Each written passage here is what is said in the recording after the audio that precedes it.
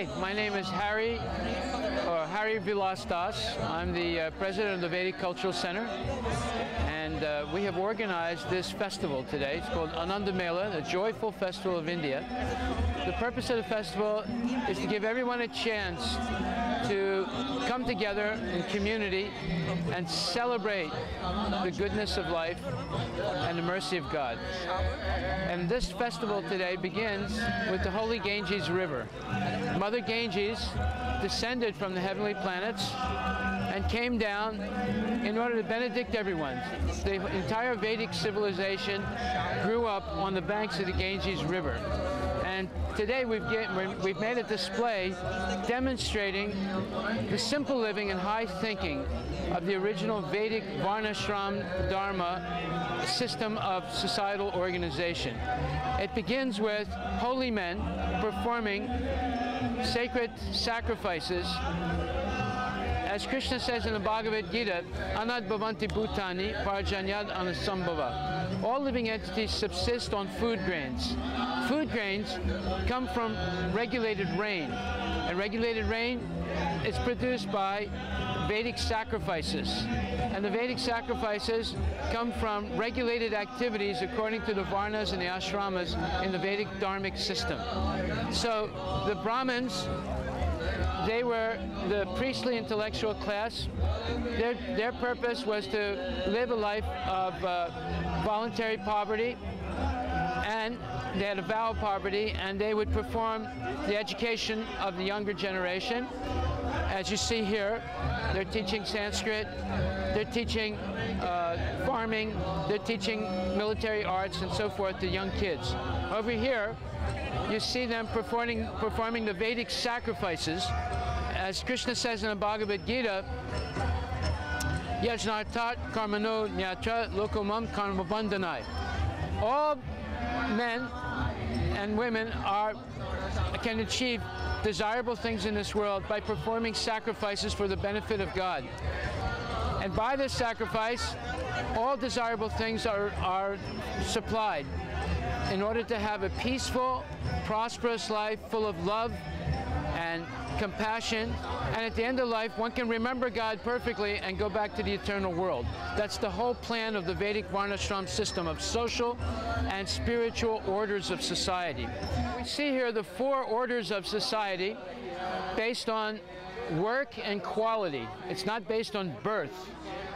The modern Hindu system of caste is a deterioration, a pejorative version of the original Vedic Varnashram. The orders of society are based on natural tendencies of work. So we see that we began with the priests, now you have the administrators such as kings and military people, and then you have the merchants and bankers, and you have the workers. These 4 divisions of society cooperate with each other in order to worship God and to live a peaceful life. The whole Vedic system is based on reducing or eliminating lust, anger, and greed, and the lower qualities of ignorance and passion, and raising people, regardless of their birth, to the level of pure goodness. And that is achieved by following 4 regulative principles. There are 4 don'ts and 4 do's.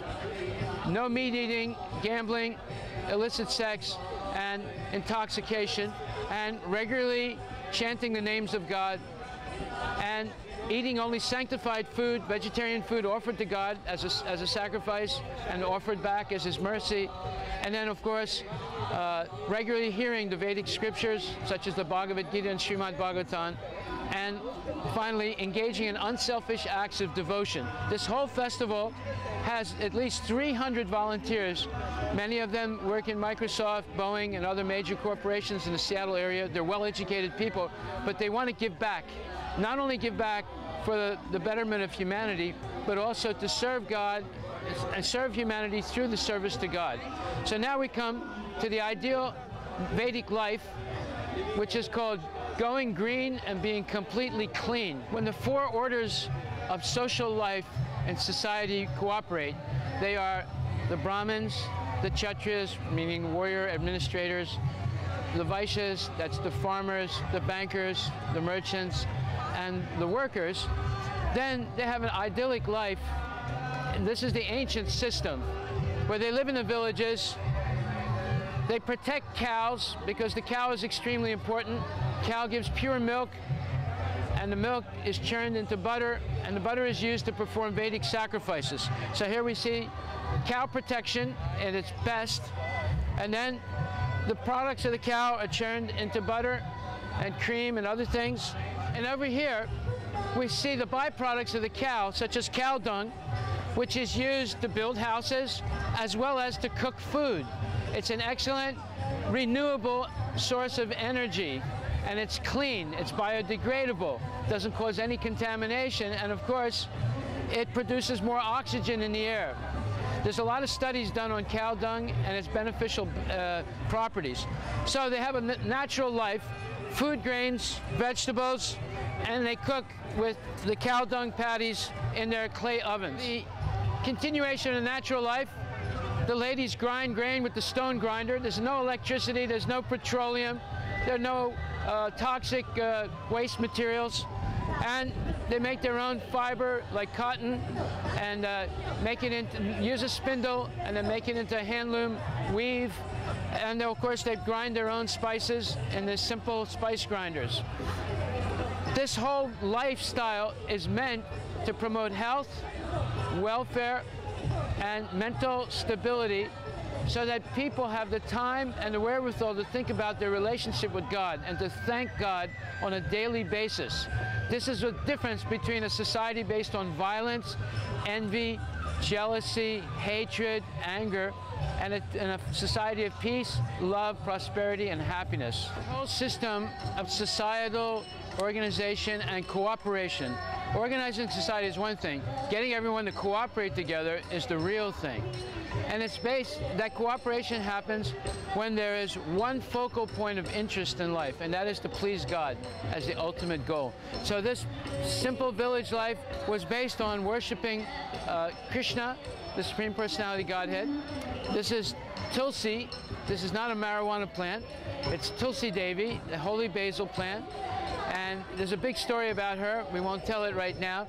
But by offering water to Tulsi, one develops attachment to Krishna. And then Krishna benedicts everyone with the basic needs. Today, we have a lot of problems due to the fact that nature doesn't cooperate with man. But by this practice of Krishna consciousness and the system of sacrifices given in the Vedas, one appeases nature by pleasing the Lord, and then nature cooperates with man. There's no droughts, there's no floods, there's a peaceful atmosphere because people are not unnecessarily killing animals. They have a vegetarian diet, they're not engaging in illicit sex, they're not developing qualities of passion and ignorance. They're coming up to the mode of goodness, and therefore they can understand higher order spiritual principles in life. And the highest order principle in life is samsiddhir haritoshanam, as it's said in Sanskrit. The purpose of all the activity we perform in society should be ultimately to please God. In that way, we have a peaceful life. So therefore, what is this peaceful life? And we see further the nature of the village life that was idyllic and full of, let's say, productive work without damaging nature. Today we have the very powerful environmentalist lobbies throughout the world, in the United States, trying to bring people back to less abusive consumption, less abuse of nature. Well, you don't have to reinvent the wheel. It was already there previously in the Vedic culture. Just look at it. They used the cow. They didn't use petroleum. They didn't have to import it. They didn't have to do fracking or anything else. Everything was done with the cows and the bulls. And they grind their own grain. And here you see making their own oil with this oil, a wooden oil press. And the cow walks, the bull walks around the oil press and grinds the oil, the seeds, and the oil comes out. Here, they didn't have plastic. They didn't have to import polyester or anything like that. They didn't need oil byproducts to make different synthetic things. They had clay, completely biodegradable, completely green, completely natural. Over here, we see the byproducts of this simple, idyllic life based on agrarian based on cow protection and land stewardship. They produce their organic vegetables and fruits. People, there's complete employment because they don't use machines. One tractor will eliminate up to 200 workers. So instead of that tractor, everyone has employment in the Vedic system. And they live a very healthy, simple life and no mental depression, because then there's no such thing as credit cards and bankruptcy. There's producing your own food and living very simply so that you have time to think about God and develop genuine ethical and moral principles to live by. So when people grow their own food, they become independent. If our problem today is we depend on mass distribution of food, importation of food, and industrial production of food, artificial fertilizers, pesticides, and so forth. But in the Vedic version, they just depended on fertilizing their fields with cow dung, composted cow dung, and they grew very nutritious vegetables, and they had the perfect food, non-violent milk, ahimsa milk. And therefore, everyone was healthy and sound, physically and mentally sound. And here we see they're growing their organic vegetables. In fact, this thing here is grown in my own garden. I have a 19-acre farm in Redmond, Washington, and this is our pumpkin, all ready to make nice vegetable soup. And so this is the principle of life. Cow protection, grow your own food, live a moral life, no meat eating, gambling, illicit sex, intoxication, and thank God for His goodness and mercy supplying all these things to us. That is the beginning of civilized, organized society called Varnashram Dharma. And then further, bounties of the earth come by simple working and high thinking. We don't need petroleum. We don't need different chemicals and synthetics. All we need is taking care of cows, working the land with the bulls, getting nutritious milk from the cows, harvesting grains, fresh grains, and storing them for the wintertime, storing our vegetables also. This was the same life in the United States 100 years ago, but today we've become so complicated. With the rise of a complicated society, you have mental health problems, you have all kinds of psychotropic drugs to calm people's minds. There's a lot of anxiety. So we're talking about an ideal way of organizing society to create peace, happiness, love, and of course, eternal emancipation from the cycle of birth and death. This is explained in our booklet that we're giving out free today called Varnashram Dharma, the perfect organization of society. What you've seen so far is the ancient system. This booklet explains how people today in a technological industrialized society can achieve exactly the same thing as the people in ancient times by the new version of Varnashram Dharma, which is called Daiva Varnashram, God-centered life, even in the major cities of this country. So we practice this at the Vedic Cultural Center. So many people come to our center and temple. They have all different backgrounds, but they can take care of themselves. They've gotten good education, and they have their jobs. They work honestly. Now they're trying to figure out what to do with their life. What is actually the purpose of life? So therefore, the Varna is the social organization. Then there's the ashrama, the spiritual organization of life. Celibate student, holy marriage, husband and wife, after their children are grown and married, take up together a life of pilgrimage and renunciation.